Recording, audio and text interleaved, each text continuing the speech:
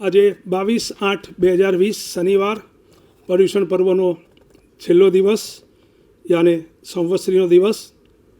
આપણા વક્તા પદ્મશ્રી કુમારપાળ દેસાઈને જો માનીએ તો કોઈ પરિચયની જરૂર જ નથી, ફક્ત કુમારપાળ દેસાઈ નામ જ કાફી છે. પરંતુ જો ઉડાનમાં જઈએ તો ખબર પડે કે કોઈ એક વ્યક્તિ એક ક્ષેત્રમાં પોતાની પ્રતિભાથી ઉત્કૃષ્ટ કામગીરી બજાવી શકે, પણ પદ્મશ્રી ડૉક્ટર કુમારપાળ દેસાઈએ સાહિત્ય, શિક્ષણ, પત્રકારત્વ, ધર્મદર્શન જેવા જુદા જુદા અનેક ક્ષેત્રોમાં પોતાની આગવી પ્રતિભા દાખવી છે.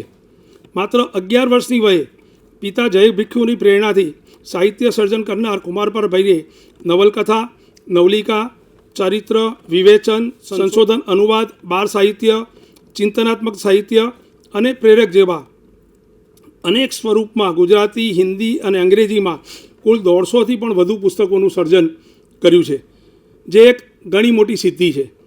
ગુજરાતી સાહિત્ય પરિષદના 44મા પ્રમુખ તરીકેનું પદ પણ એમને શોભાવ્યું છે, જે પદ એક સમયે ગોવર્ધનરામ ત્રિપાઠી, મહાત્મા ગાંધીજી અને કનૈયાલાલ મુનશી જેવા શોભાવી ચૂક્યા છે. બ્રિટનની 17 જેટલી સંસ્થાઓએ તેમને એમ ચંદ્રાચાર્ય એવોર્ડ એનાયત કરેલ છે.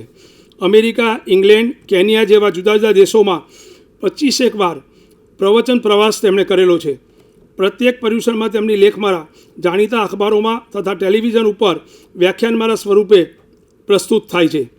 તાજેતરમાં મહાવીર કથા, ઋષભ કથા, ગૌતમ કથા જેવી કથાઓના માધ્યમથી 3 દિવસની કથાઓનું દેશ વિદેશમાં તેમને આયોજન કર્યું છે, જેને જૈનેતર સમાજમાં મોટું આકર્ષણ જમાવ્યું છે. વેટિકન સિટીમાં પોપ જોન દ્વિતીય સાથે, લંડનમાં ડ્યુક ઓફ એડિનબરો પ્રિન્સ ફિલિપ સાથે, તો આફ્રિકામાં નેલ્સન મંડેલા સાથે જૈન ધર્મ વિષયક વાર્તાલાપ કરનાર કુમારપાળ દેસાઈને ભારત જૈન મહામંડળ દ્વારા જૈન ગૌરવ એવોર્ડ, તત્કાલીન પ્રધાનમંત્રી અટલ બિહારી વાજપેયી દ્વારા એવોર્ડ, જૈન રત્ન એવોર્ડ, જૈન સોશિયલ ફેડરેશન દ્વારા જૈન વિભૂષણ એવોર્ડ વગેરે ઘણા એવોર્ડો એમને પ્રાપ્ત થયેલા છે. 2004માં તે સમયના રાષ્ટ્રપતિ ડૉક્ટર APJ કલામ એમને પદ્મશ્રીથી રાષ્ટ્રીય સન્માન એનાયત કર્યું છે. જીન શાસનનો રાજ્યમાં, રાષ્ટ્રમાં અને વિશ્વમાં પ્રસાર કરવા માટે એમણે અથાગ પ્રયત્નો કર્યા છે. જૈન ધર્મ વિશે 80 જેટલા પુસ્તકો, નિયમિત કોલમ, અખબાર અને સામાયિકોમાં અનેક લેખો અને સંસ્થાઓ દ્વારા અવિસ્મરણીય કામ કર્યું છે. 100 વિદ્વાનોની સહકારથી જૈન વિશ્વકોશનું કાર્ય કરે છે. ઇન્સ્ટિટ્યૂટ ઓફ જૈનોલોજીના મેનેજિંગ ડાયરેક્ટર તરીકે એમણે વિશ્વભરમાં જૈન ધર્મના પ્રસારની ઉત્તમ કામગીરી બજાવી છે. એવોર્ડો તો ગણ્યા નહીં એટલા એમને મળેલ છે.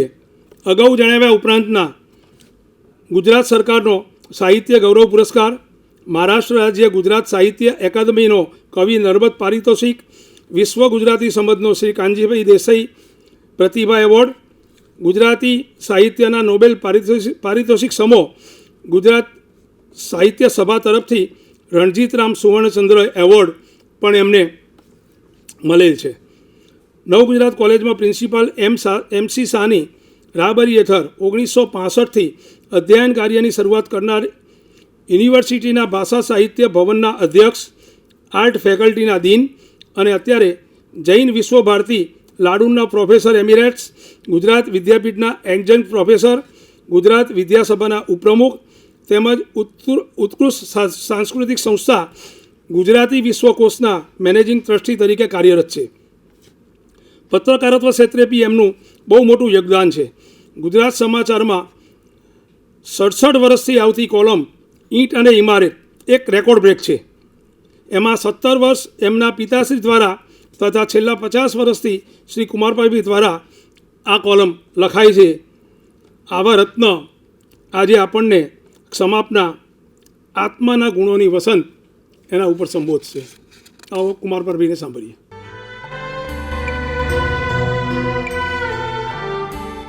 ક્ષમાપનાનો આ પાવન દિવસ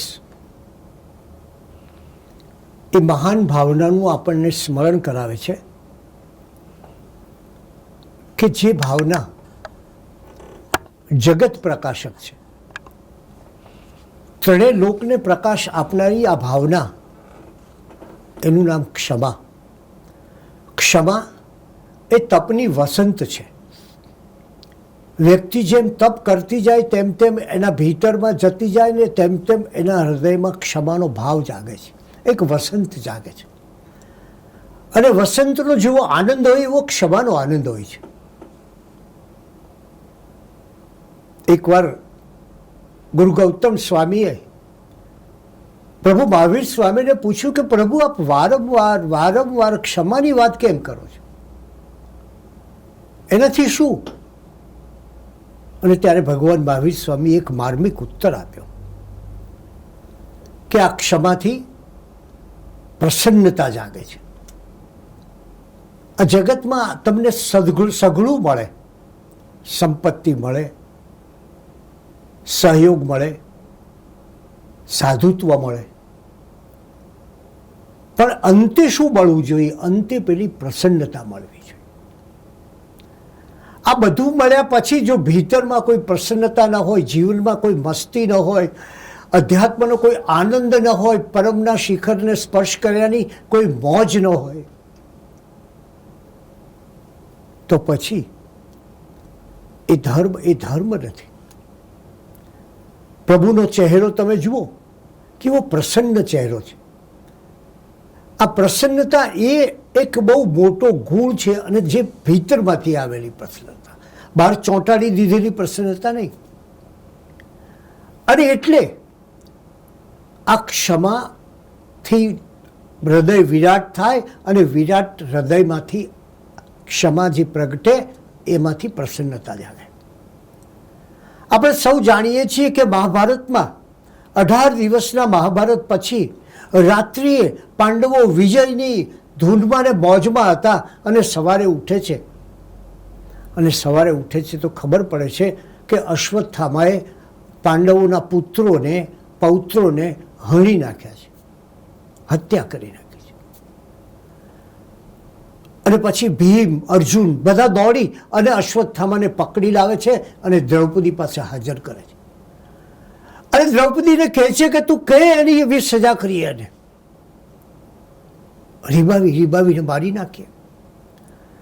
એને કેવો ભયાનક ગુનો કર્યો છે. ગઈકાલ રાત્રે વિજયના આનંદમાં આપણે સૂતા હતા. 18 દિવસના કુરુક્ષેત્રના યુદ્ધ પછી મળેલા વિજયનો પાંડવોને આનંદ હતો, અને સવારે એ આખોય વિજય પરાજયની કાલીમામાં પલટાઈ ગયો. અને ત્યારે હે દ્રૌપદી, તું કે એને શું કરીશું? અને ત્યારે દ્રૌપદીની આંખમાંથી ચોધાર આંસુ વહેતા હતા. પુત્રો ગયા, અને માની આંખમાં કેવા આંસુ હોય. એ આંસુ સરતી દ્રૌપદીને પ્રશ્ન કર્યો કે તું કઈ રીતે આ અશ્વત્થામાનો વધ કરીએ, પીડા આપીએ, બદલો લઈએ, વેરનો બદલો પૂરેપૂરો લઈએ. ત્યારે દ્રૌપદી કહે છે, ના, આ અશ્વત્થામાને તમે મુક્ત કરી દો. સૌને આશ્ચર્ય થાય છે કે આવો ભયાનક ભયાવહ હત્યાકાંડ સર્જનાર માણસને આવી રીતે બસ મુક્તિ આપી દેવાની. દ્રૌપદીને આ લોકો પૂછે છે ત્યારે દ્રૌપદી કહે છે કે હા, આ મારા સંતાનો મૃત્યુ પામ્યા, હત્યા પામ્યા, એની વેદના હું અનુભવું છું. એક મા તરીકે હું એની વેદના અનુભવું છું.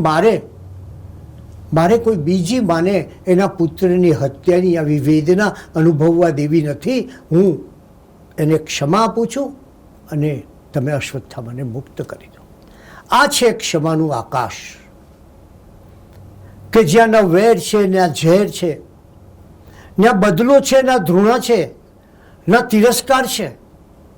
બસ માત્ર પ્રેમ, પ્રેમ અને પ્રેમની સૃષ્ટિ છે. અને એવી ક્ષમા જ્યારે પ્રગટ થાય ત્યારે એના હૃદયની અંદર એક ભાવ જાગવો જોઈએ. વ્યવહારની ક્ષમાપના નથી માંગવાની, ભીતરની ક્ષમાપના માંગવાની છે. આ આત્માનો ધર્મ છે, બાહ્ય ધર્મ નથી. અને એટલે માત્ર કોઈ તમે એક આમ વ્યવહારની ક્ષમામાં તો સોરી ને એક્સક્યુઝ મીથી ચાલતું હોય બધું, પણ આ તમે ક્ષમા માગો ત્યારે એ ક્ષમા દેખાવની ક્ષમા ન હોવી જોઈએ. શા માટે? કારણ કે જ્યારે જ્યારે જીવનમાં ક્રોધ આવે છે ત્યારે તમારી કઈ સ્થિતિ હોય છે? પરમાત્માએ કહ્યું આ ક્રોધ એ તો ભભૂકતી આગ જેવો છે. કુરાન શરીફ કહે છે કે આ ક્રોધ એ તો નરકનું દ્વાર છે. બાઇબલ કહે છે કે આ ક્રોધ એ તો માણસના જીવનને ખાખ કરનાર જ્વાળામુખી છે. સંત તિરુવલ્લુવર કહે છે કે એક આગ લાગી હોય ને તો એક નાનકડા ઘરનો ભાગ બળી જાય, પણ આ ક્રોધથી તો માણસનું આખું કુટુંબ ભડભડ બળે છે. આવું છે આ ક્રોધ. અને એમને માનશું કે ક્રોધની પ્રતિક્રિયા એક જ હોય છે, ગુસ્સો કરવો, મોઢું આમ લાલચોળ થઈ જવું, આંખો લાલઘૂમ બનવી, ચહેરો તંગ થઈ જવો, મુખમાંથી અપશબ્દો નીકળ્યા, એ ક્રોધ નથી. ક્રોધ અનેક પ્રકારે પ્રગટ થાય છે. એ ક્યારેક આવેશથી પ્રગટ થાય, તો ક્યારેક ગુંગળામણ થાય ક્રોધથી. સામી વ્યક્તિ મોટી હોય, આપણે ક્રોધ બતાવી શકતા ન હોઈએ એટલે મનમાં ને મનમાં ગુંગળાઈએ. એટલે ક્યારેક આવેશ હોય, ક્યારેક આ મનમાં ગુંગળાઈએ કે હું જો આનાથી મોટો હોત, હું જો આનાથી ચડિયાતો હોત, હું જો આનો માલિક હોત તો એનું આવી બને. પણ આપણે આપણો ક્રોધ પ્રગટ નથી કરી શકતા. ત્રીજી પ્રતિક્રિયા હોય છે ક્રોધની રુદન. માણસ રડવા માંડે, અંદર એટલો બધો ક્રોધ જાગે કે રડવા માંડે. ત્યારે ગ્રંથો કહે છે કે ક્રોધનું પ્રાગટ્ય ન રુદનમાં થવું જોઈએ, ન આક્રંદ એટલે રડવામાં થવું જોઈએ, ન આવેગમાં થવું જોઈએ. ક્રોધનું પ્રાગટ્ય કઈ રીતે થવું જોઈએ? એ કહે છે શાંત્યાતિરેકમાં થવું જોઈએ. ક્રોધને શાંતિમાં પરિવર્તિત કરવાની ખૂબી હોવી જોઈએ. અને એ ક્રોધને શાંતિમાં પરિવર્તિત કરવાની ખૂબી એ આ ક્ષમાપણામાં છે. એને વિશે જરા ગહન વિચાર કરીએ તો આપણને લાગે કે આ ક્રોધ કેવો છે? તો કે છે ભગવાન બુદ્ધે એક જગ્યાએ કહ્યું છે કે ઉકળતા પાણી જેવો છે. ઉકળતા પાણીમાં તમે તમારો ચહેરો જોવા પ્રયાસ કરો, તમારું પ્રતિબિંબ જોવા પ્રયાસ કરો, નહીં દેખાય. એ માણસ એ વિકૃત બની જાય છે આ ક્રોધથી. અને એટલે જ આજના સમયમાં માણસ સૌથી વધારે ક્રોધથી ગ્રસિત થયો છે. એને નાની નાની વાતમાં ક્રોધ આવે છે. અનકમ્ફર્ટેબલ થઈ જાય એટલે ક્રોધ આવે છે. કારણ કે જીવન આખું એને આ રીતે જ ગોઠવ્યું છે. એ ક્રોધ એના અણગમા રૂપે, ગુસ્સા રૂપે, ક્રોધ રૂપે, અકળામણ રૂપે, મૂંઝવણ રૂપે, ઉપેક્ષા રૂપે એમ અનેક રીતે પ્રગટ થાય. પણ એ ક્રોધને તમારે શાંત્યાતિરેકમાં પરિવર્તિત કરી દેવા જોઈએ. ક્રોધને શાંતિમાં પરિવર્તિત કરવો જોઈએ. અને એ ક્રોધને શાંતિમાં પરિવર્તિત કરવાનું સૌથી મોટું ઔષધ એ ક્ષમાપના છે. પાણીનો સ્વભાવ એ ઉષ્ણતા નથી. પાણી ગરમ કરવામાં આવે છે ત્યારે ઉષ્ણતા થાય છે. એમ ક્રોધ એ માણસનો સ્વભાવ નથી. અને ગરમ થયેલું પાણી પાછું થોડી વાર શાંત થાય તો એ ઠંડુ થઈ જાય છે અને શીતળતા પામે છે. એ રીતે ક્રોધ છે એ અસ્થાયી છે. પાણીને ગરમ કરો એટલે ઉકળે અને પછી એ પાણી ઠંડુ થાય એટલે પાછું શીતળ થઈ જાય. ત્યારે આત્માનો સ્થાયી ગુણ કયો છે? આત્માનો સ્થાયી ગુણ શીતળતા છે. અને એટલે જ ક્ષમા એ શીતળતા આપે છે. અને પરિણામે જ્યારે જ્યારે ક્રોધ થાય ત્યારે એ કષાયના ઉદયથી આપણે વિકૃત થઈ જઈએ છીએ. માણસ પરભાવમાં જતો રહે છે સ્વભાવ છોડીને. અને જ્યારે ક્રોધ કષાય શાંત થઈ જાય ત્યારે આપણા જીવનમાં એક પ્રકારની શાંતિ પ્રવર્તતી હોય છે. એટલે ક્ષમા કહે છે તારા સ્થાયી ગુણનું સ્મરણ કર અને અસ્થાયીથી અળગો રહે. ક્ષમા કહે છે કે તારા સ્વભાવનું સ્મરણ કર અને પરભાવથી અળગો રહે. કારણ એટલું જ કે આ ક્રોધ, આપણા ગ્રંથોએ કહ્યું, શાસ્ત્ર ગ્રંથોએ, કે આ ક્રોધ તમને આ લોકમાં નહીં પરલોકમાં પણ દુર્ગતિ અપાવનારો છે. આવા દુર્ગતિ અપાવનારા ક્રોધ પર કાબુ મેળવવો કદાચ જીવનનું સૌથી મોટામાં મોટું એક પરાક્રમ એ આપણા ગુસ્સા ઉપર, આપણા ક્રોધ ઉપર, આપણી અકળામણ ઉપર, આપણને પ્રતિકૂળતા થાય અને એના રિએક્શન ઉપર કાબુ મેળવવો છે. બાકી તો સેજ નાની પ્રતિકૂળતા થાય ને કેવા ગુસ્સે થઈ જઈએ છીએ. ટ્રાફિકમાં ક્યાંક સ્ટ્રક થઈ જઈએ એટલે તરત જ આખા પોલીસ ઉપર પ્રોબ્લેમ થાય, આ સમાજ ઉપર વાંધો આવે, આ જે તંત્ર ચાલે છે બરાબર નથી, ત્યાં સુધી પહોંચી જઈએ. અને પછી ગુસ્સો કેવો છે એને સમજવા જેવો છે. ગુસ્સો એક નાના બીજ રૂપે આવે છે અને ક્રોધનું વૃક્ષ બની જાય છે. ગુસ્સો તમે જોજો, ગુસ્સાની શરૂઆત જે થાય એ બહુ નાની વાતમાં હોય છે. એક સહેજ અણગમતું બન્યું હોય અને મનમાં ગુસ્સો જાગે અને પછી ધીરે ધીરે એ જ ગુસ્સો મોટું સ્વરૂપ લઈ અને પ્રગટ થતો હોય છે. આ ગુસ્સાનું એનાલિસિસ કરવા જેવું છે. અને તમે એ ગુસ્સાની ક્ષણને જો પ્રેમની ક્ષણમાં બદલી નાખો, એ ક્રોધની ક્ષણને જો તમે ક્ષમાની ક્ષણમાં બદલી નાખો, વાત બદલાઈ જશે. કહે છે કે સંત તુકારામ એ હંમેશા શાંત રહેતા, કદી ક્રોધિત નહીં થતા. એક માણસને થયું કે નહીં, આજે તો સંત તુકારામને ક્રોધમાં લાવવા છે.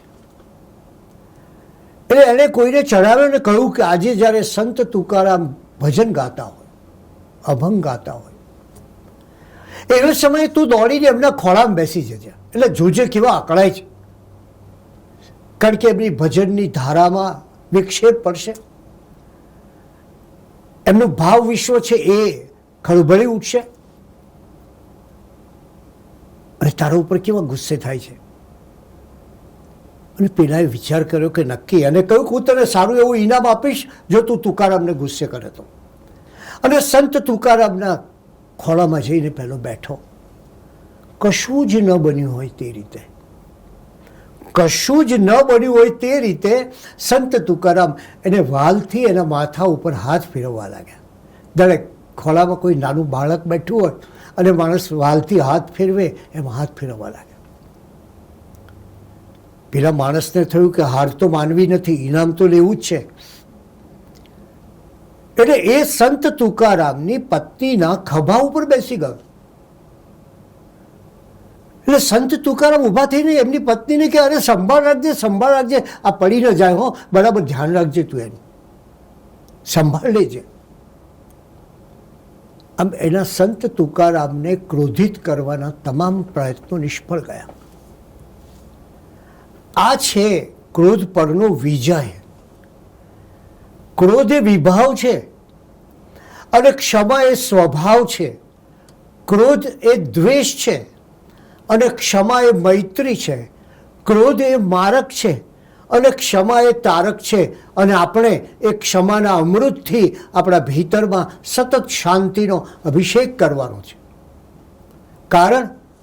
કારણ કે વેર આવે એટલે વેદના આવે, કારણ કે વેર આવે એટલે ગુસ્સો આવે, વેર આવે એટલે ઉજાગર આવે. જોજો તમારે કોકની સાથે ગાંઠ બંધાઈ ગઈ હોય અને રાત્રે સહેજ ઊંઘ ઉડી જાય તો પેલો જ યાદ આવે, બીજું ભગવાન બી યાદ ના આવે.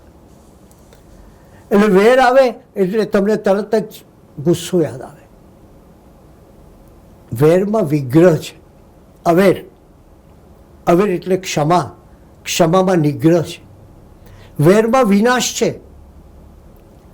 અને અવેરમાં વિકાસ છે.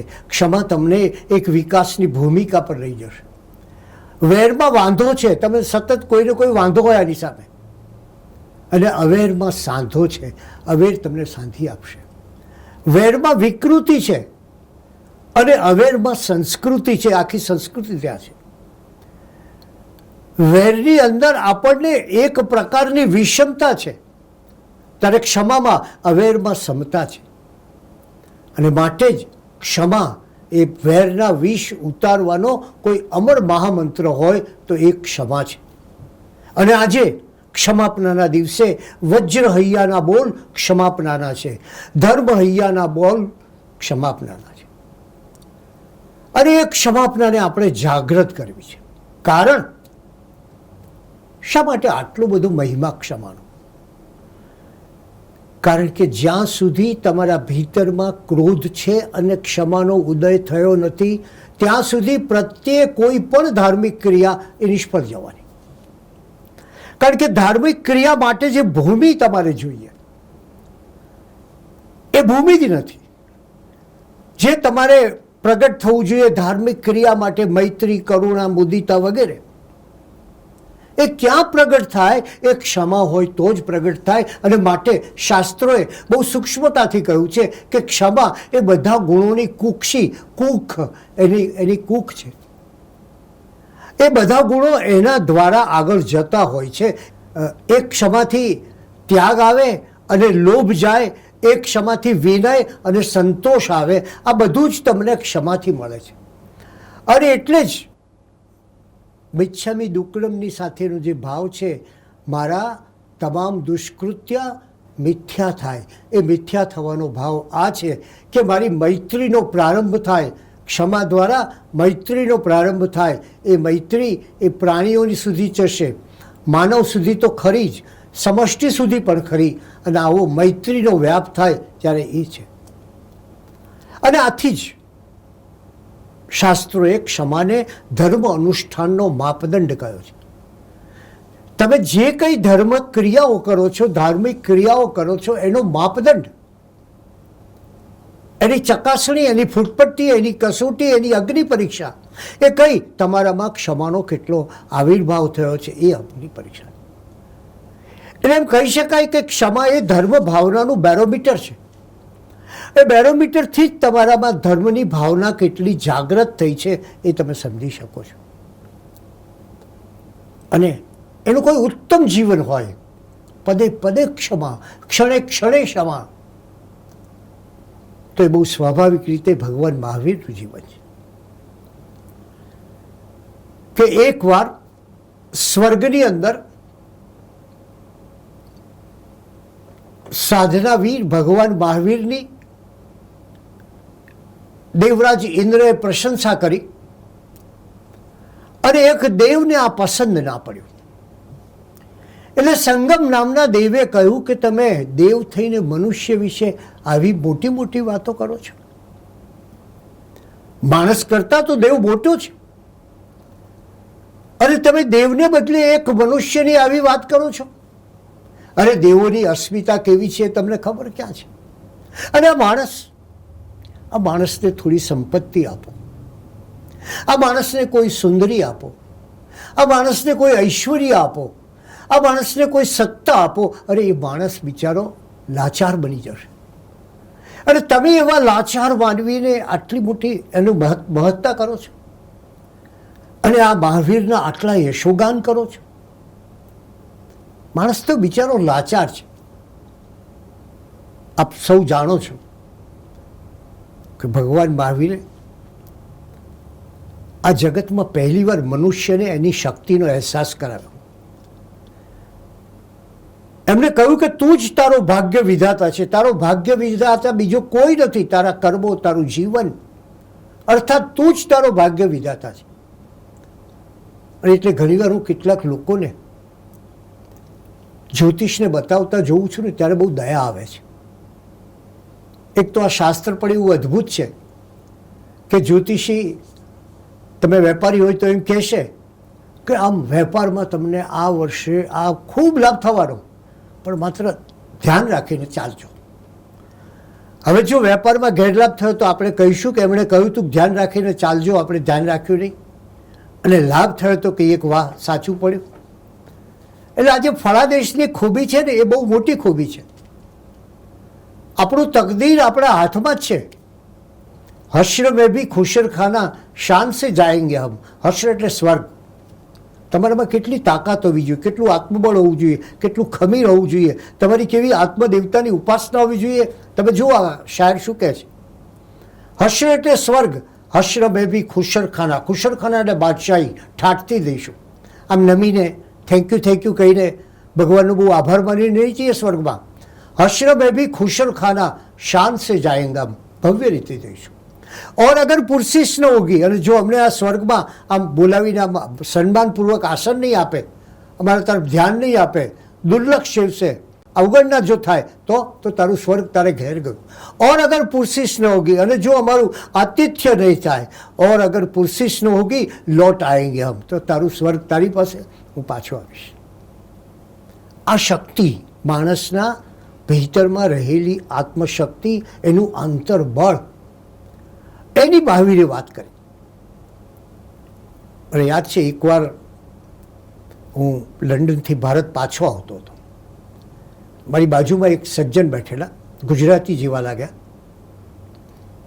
પરસ્પર પરિચય થયો. એમણે કહ્યું કે હું આ ઉત્તર ગુજરાતના ગામમાં રહું છું. મેં મારી વાત કરી.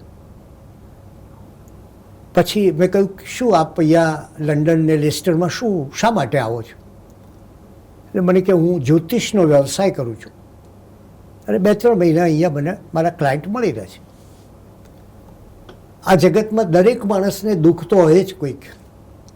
તમે જરા તપાસ કરો, તમારી બાજુવાળાને પૂછો અને તમારી જાતને પૂછો, તો બધું મળ્યું હોય તમને, છતાં કોઈક દુઃખ હોય. કોઈક ક્યારેક એમ થાય કે બધું સારું છે, પણ આ સમાજ કેવો છે, દેશ કેવો છે, પરિસ્થિતિ કેવી છે, મહામારી કેવી છે. દુઃખ તો હોય જ કોઈને. અને પેલા લોકો તમારા દુઃખ ઉપર વેપાર કરતા હોય છે. એટલે પેલા ભાઈએ મને પૂછ્યું કે આ જ્યોતિષનું કામ હું કરું છું, તમારું નામ શું? એટલે બધું મારું નામ કુમારપાળ. એટલે એમનો ચહેરો નિસ્તેજ થઈ ગયો, દુઃખમાં ડૂબી ગયા, દુઃખના દરિયામાં ડૂબી ગયા. એમ કહું તો ચાલો, એટલું બધું દુઃખ. બધું કેમ તમને આઘાત લાગ્યો મારું નામ સાંભળી? નથી બરાબર? પણ મેં કીધું હવે તો મારા ફૈબા અવસાન પામ્યા છે, એટલે નામમાં ચેન્જ થાય એવી કોઈ શક્યતા નથી.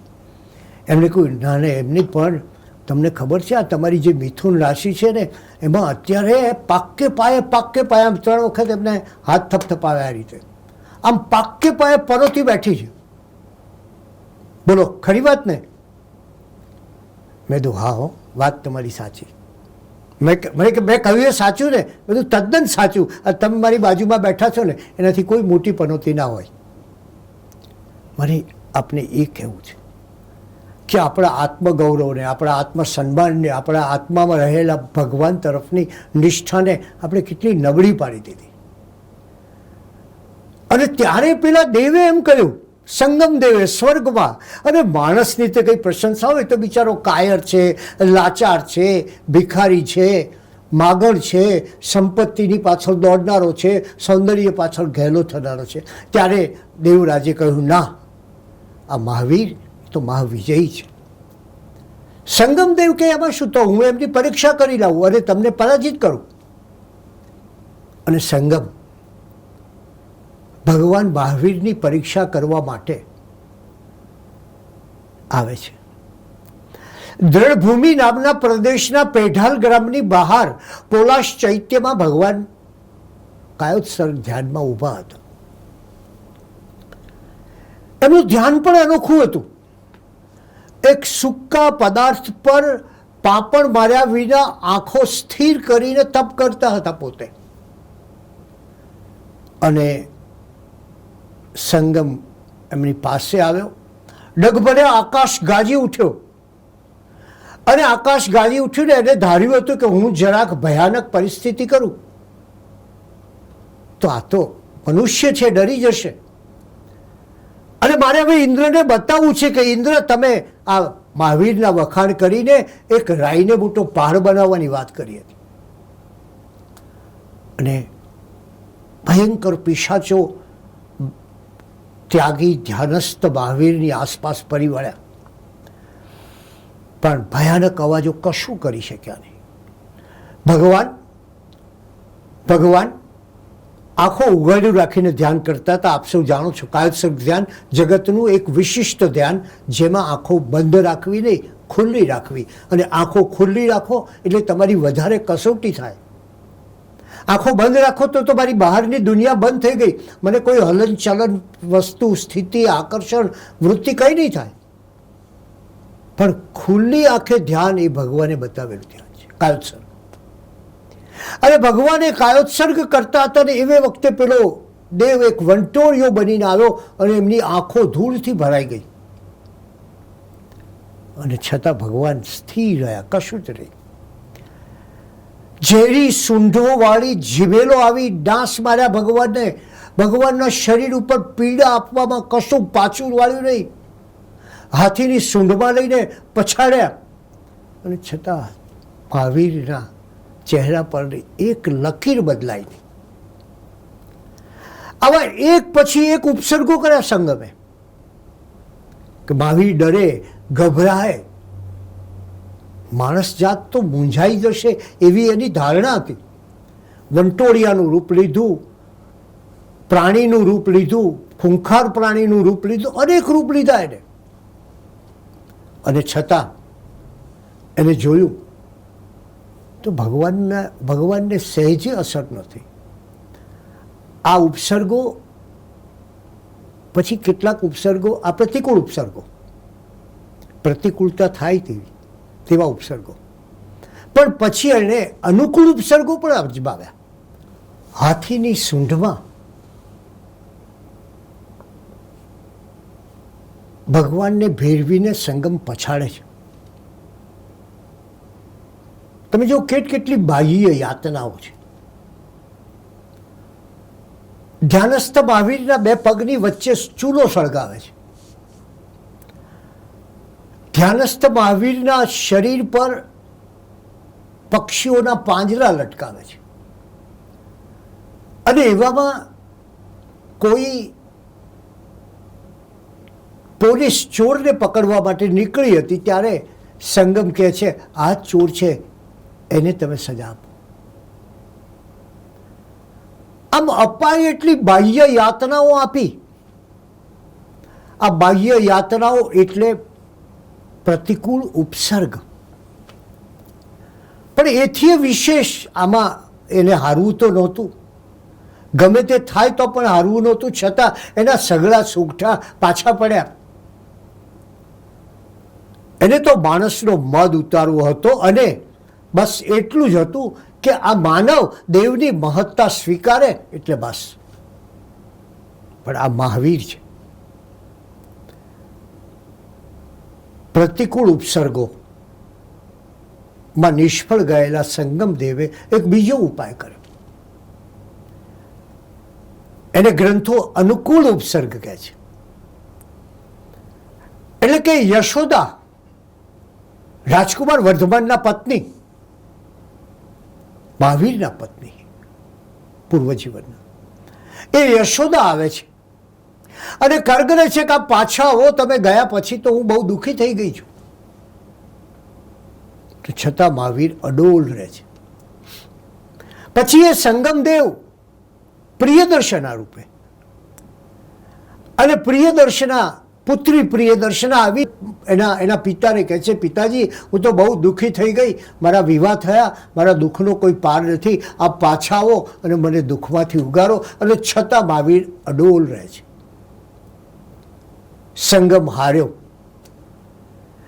એણે ભગવાનને 20 ઉપસર્ગો કર્યા, 20 યાતનાઓ આપી, 20 પ્રકારના ઉપદ્રવોથી પરેશાન કર્યા, અને છતાં મહાવીર અડોલ રહ્યા. કારણ એ તો વિચારતા હતા કે આ તો આપણું દેણું છે અગાઉનું, એ દિવાય છે. એમના ચહેરા ઉપર કોઈ ફરક નહીં, અને આગની પરીક્ષામાં એમનું આત્મકાંચન, આત્મસુવર્ણ, આત્માનું તેજ એ અનિશુદ્ધ રહ્યું. અને તેવી વખતે સંગમ હારી ગયો, એનું દેવ તરીકેનું ગુમાન હારી ગયું, અને એ ભગવાન મહાવીરના પગમાં પડ્યા. અને ત્યારે 6 મહિના સુધી ભગવાનની ગોચરીમાં પણ કંઈક એવું નાખે કે ભગવાન ભિક્ષાન લઈ ન શકે. આમ 6 મહિના સુધી ભગવાનને હેરાન પરેશાન કરનાર સંગમને ભગવાને ક્ષમા આપી. પણ ક્ષમા આપતી વખતે એમની આંખમાં આંસુ હતા. વિચાર કરો તમે કે આટલી યાતના થઈ ત્યારે આંસુ નહોતા આવ્યા. આવા અનુકૂળ અને પ્રતિકૂળ ઉપસર્ગોની તાવણી વચ્ચેથી પસાર થયા તો પણ આંખમાં આંસુ રહી, અને છેલ્લે ક્ષમા માંગ્યા પછી આંસુ શા માટે? પણ આ એક ધર્મની સૌથી મોટી ગરિમા છે, હાઈટ છે. એ આંસુ એ માટે મહાવીરને આવ્યા કે આ સંગમે, આ સંગમ દેવે મારે ખાતર કેટલા કર્મો બાંધ્યા. તમે વિચાર કરો, સામાન્ય રીતે આંસુ આપણા પોતાના અંતરની વ્યથામાંથી પ્રગટ થતા હોય છે. એ આપણા અંતરની વ્યથાની કથા રૂપે પ્રગટ થતા હોય છે. ત્યારે અહીં ભગવાન મહાવીર સંગમદેવના હૃદયનું દર્શન કરે છે, જુએ છે અને વિચારે છે કે આ માણસે, આ દેવે મારે માટે કેટલા કર્મો બાંધ્યા. આ છે ક્ષમા. અને એટલે જ જૈન દર્શનમાં કહ્યું છે, કેટલાક લોકો એવું માને છે કે આ સંવત્સરીય ક્ષમા માગી, હવે કાલથી નવી વાત, બધું નવી ભૂલો કરવાનું શરૂ કરીશું, પછી આવતા વર્ષે ક્ષમા માગી લઈશું. નહીં, આપણા શાસ્ત્ર ગ્રંથો કહે છે કે જે ક્ષણે જ્યારે તને એમ લાગ્યું કે મારાથી ભૂલ થઈ, એ ક્ષણે દોડીને ક્ષમા માગ. ત્યાં સુધી ગ્રંથો કહે છે થૂંક પણ તું ગળામાંથી નીચે ન ઉતાર. આ છે ભૂલો પ્રત્યેની સાવધાની. આ છે પોતાની આરાધનામાં પોતાનાથી થતા પાપો પ્રત્યેની જાગૃતિ. અને એટલે આપણે આજે એ વિચાર કરવો છે કે ગયા વર્ષે કોઈનું શોષણ તો આપણે કર્યું નથી ને. કોરોના મહામારીના નામે આપણી સાથે કામ કરનારાઓને ઓછો પગાર તો નથી આપ્યો. આ પણ એક મોટી ભૂલ છે. અને તે ભૂલને સુધારવા માટે જઈ અને સાધકે એટલે જ આ પ્રયત્ન એ માટે કરવો જોઈએ કે તો જ એની સાચી ક્ષમા થાય. બીજી વાત કે એકવાર જે ભૂલને માટે પશ્ચાતાપ કર્યો, એ ભૂલને માટે એવી ભૂલ ફરી નહીં કરું એવો મનમાં નિશ્ચય કરવો, એ પણ ક્ષમાનો એક ભાગ છે. જો એ માણસ ફરી પાપનું સેવન કરે તો એ દંભી છે, એ જુઠ્ઠું બોલે છે અને એટલે એની દંભની જાળ વધે છે, એમ આવશ્યક નિર્યુક્તિ ગ્રંથ કહે છે. ત્યારે ક્ષમા માગવાની અને ક્ષમા આપવાની છે. અને આ ક્ષમાનું કેટલું વિરાટ આકાશ જૈન દર્શને આપણને આપ્યું છે. તમે કલ્પના કરો, કોઈ કહે કે તમારાથી ભૂલ થઈ હોય તો ક્ષમા માગો, પણ ક્યાં જઈને? મંદિરમાં ઈશ્વરની પાસે હાથ જોડીને ક્ષમા માગો. કોઈ કહે તમારા પાદરી પાસે જઈ અને તમારી ભૂલની વાત કરી અને સ્વીકાર કરીને ક્ષમા માગો. પણ સવાલ એ થાય કે જેને મેં દુભ્યો છે, જેને મેં પરિતાપ આપ્યો છે, જેને મેં દુઃખ પહોંચાડ્યું છે, જેનું મેં અહિત કર્યું છે, એની તો મેં ક્ષમા માગી જ દે. અને પરિણામ એ આવશે કે એને હું મારા પ્રત્યેની વેરની ગાંઠ, ઝેરની ગાંઠ વધતી જ જશે. ત્યારે જૈન દર્શને કહ્યું કે જેની તું ક્ષમા માગે છે તેને પ્રત્યક્ષ દઈને ક્ષમા માગ. ભગવાનની કહેવાથી નહીં ચાલે, કારણ કે પેલાનું દુઃખ, પેલાની વેદના, પેલાની કટુતા એ તો એ જ રહેશે. અને એટલે એને કહ્યું કે તું સામે ચાલીને પેલાની પાસે જા, બે હાથ જોડીને કહે હું તારી ક્ષમા માગું છું, હવે ફરી આવી ભૂલ કદી નહીં કરું. અને ત્યારે એક ક્ષમાનું સાચું આકાશ ઉગે છે એમ આપણે કહી શકીએ. આમ આ ક્ષમાથી સકલ જગતની સજીવ સૃષ્ટિ સાથેના સીધા સંબંધની યાદ તાજી થાય છે. ક્ષમાના બે પ્રકાર છે.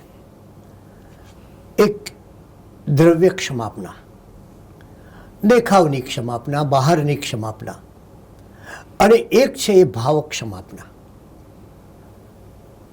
ભાવ ક્ષમાપના એ જ કરી શકે કે જેની પાસે સાચું હૃદય હોય, અર્થાત જેની પાસે સમ્યક દ્રષ્ટિ છે, એ આત્મા જ ભાવ ક્ષમાપના કરી શકે છે. અને એને કારણે અનંતાનુબંધી કષાયોના ઉપશમાદિ ભાવે ભાવ ક્ષમાપના પ્રગટે છે.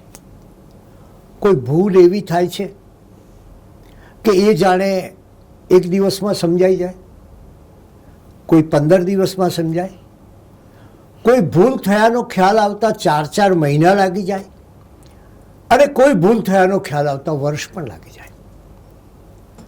તો જૈન દર્શન કહે છે કે દૈનિક પ્રતિક્રમણથી 24 કલાકમાં જે ભૂલો થઈ હોય તેની ક્ષમા માગી લે. એ પછી પાક્ષિક ક્ષમાપનાથી પખવાડિયાની, ચોમાસી પ્રતિક્રમણથી 4 મહિનાની, અને એ રીતે ધીરે ધીરે તારી વેરની ગાંઠ ખોલતો જા. અને એમાં કોઈ ભૂલ રહી ગઈ, એમાં કોઈ ચૂકાઈ ગયું, એમાં કોઈ ખ્યાલ ન આવ્યો કે એમાં જાણતા અજાણતા કશુંક થઈ ગયું, તો એ પછી ત્યારે એ ક્ષમાપના, ત્યારે એ વેરની ગાંઠ ખોલવા માટે આ સંવત્સરીની પ્રતિક્રમણ કરે છે. અને માટે જ દૈનિક ક્ષમાપનાથી કષાયોની મંદતા થાય છે. પાક્ષિક ક્ષમાપનાથી સંજ્વલતા, ક્રોધ, માન, માયા, લોભ રૂપ કષાયોનો ઉપશમ કે ક્ષયોપશમ થાય છે. ચાતુર્માસિક ક્ષમાપનાથી પ્રત્યાખ્યાની કષાયો અત્યંત ઉપશમ પામે છે. અને સાંવત્સરિક ક્ષમાપનાથી ક્રોધ, માન, માયા જેવા દૂષણોનું જોર ટળે છે અને અનંતાનુબંધી કષાયોનો ઉદય થતો નથી. અને ત્યારે આ ક્ષમા એ તારક છે. જેમ રાગ એ મારક છે, એમ ક્ષમા એ તારક છે. અને તું સંવત્સરી પ્રતિક્રમણ કરે ત્યારે તારી વર્ષભરની જાણતા અજાણતા થયેલી ભૂલોની તું ક્ષમા માગે છે. અને એને પરિણામે તારી કર્મની પાટી પર એ ભૂલ તારી વજ્રલેખ બનતા અટકી જાય છે. અને એવે સમયે આ ક્ષમાને આપણે જાણીએ છીએ, દિગંબર સમાજ એ એના 10 લક્ષણી ધર્મમાં પહેલું સ્થાન ઉત્તમ ક્ષમાને આપે છે. બૌદ્ધ ધર્મે પણ જુદી જુદી પારમિતાઓમાં આની વાત કરી છે. અને તીર્થંકરને આપણે શું કહીએ છીએ? ક્ષમા શ્રમણ કહીએ છીએ, ઈચ્છામી ખમાસરો કહીએ. ત્યારે આપણે જાણીએ છીએ કે આપણે કેવા ક્ષમાવાન પ્રભુ એના વારસ છીએ. સવાલ એ છે કે આ 8 દિવસ ક્ષમાપનાની તૈયારી અને એ 7 દિવસની તૈયારીનો અર્ક છે એ સાંવત્સરિક પ્રતિક્રમણ. અને એનાથી જાગશે શું આપણા જીવનમાં? સાચી ક્ષમાથી પરમ પ્રસન્નતા જાગે છે. અને એ પ્રસન્નતા કેવી? ગુરુ ગૌતમ સ્વામીએ એકવાર ભગવાનને જ સ્વયં પૂછ્યું કે પ્રભુ, આ પ્રસન્નતાથી શું થાય? અને આ છે ક્ષમાનો અંતિમ અધ્યાય. અહીંયા જે થતું હોય એ અહીંયા ભગવાનના શબ્દોમાં શું કહે છે ભગવાન? કે સાચી ક્ષમાથી સત્વો તરફ, સર્વ સત્વો તરફ, બધા જીવો તરફ મૈત્રી ભાવ થાય. આવો મૈત્રી ભાવ થતાં શું થશે? આવો મૈત્રી ભાવ તારામાં જાગશે એટલે ભગવાન કહે છે તારામાં ભાવ વિશુદ્ધિ થશે. અને તારામાં ભાવ વિશુદ્ધિ થતાં શું થશે? તો તારું ચિત્ત નિર્મળ બનશે. અને એ ચિત્ત નિર્મળ બને માટે આટલું પ્રાપ્ત થતું હોવાથી જ ક્ષમાને સર્વોપરી કહી છે અને અહિંસા સાથે સંલગ્ન બનાવી છે.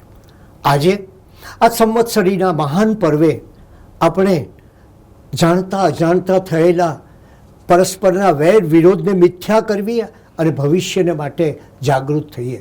ઉદારતાનો અમૃત પ્યાલો સર્વત્ર વહેવડાવીએ, આપણે પીએ અને સૌને પીવડાવીએ. જેમ નવા વર્ષે ઘણા લોકો કુમકુમથી પત્રિકાઓ લખતા હોય છે, એમાં ક્ષમાપનાની પત્રિકા એ આપણા દિલના લોહીથી આપણા દોષીને લખાવી જોઈએ. આપણા દિલના આંસુથી જેની સાથે આપણને વેર બંધાવ્યું છે એના તરફ લખાવી જોઈએ. અને એ જ્યારે થાય ત્યારે જ એ ખરા વેરીને, ખરા અપરાધીને આપણે ક્ષમા માગીએ. ત્યારે જ આ સંવત્સરી દિનનું જે મહાન પ્રભાત ખોલ્યું છે આપણે, એ પ્રભાતનો આનંદ, એ ઉષાની લાલીમાં, એ સવારનું અજવાળું, એ સઘળું આપણા ભીતરમાં પ્રવેશ પામશે અને આપણો આત્મદેવતા ઝળહળી ઉઠશે. ખામેમી સવ્વ જીવે સવ્વે જીવા ખમંતુ મે મિત્તિબે સવ્વ ભૂયેષુ વૈરમ મજ્જન કેળઈ.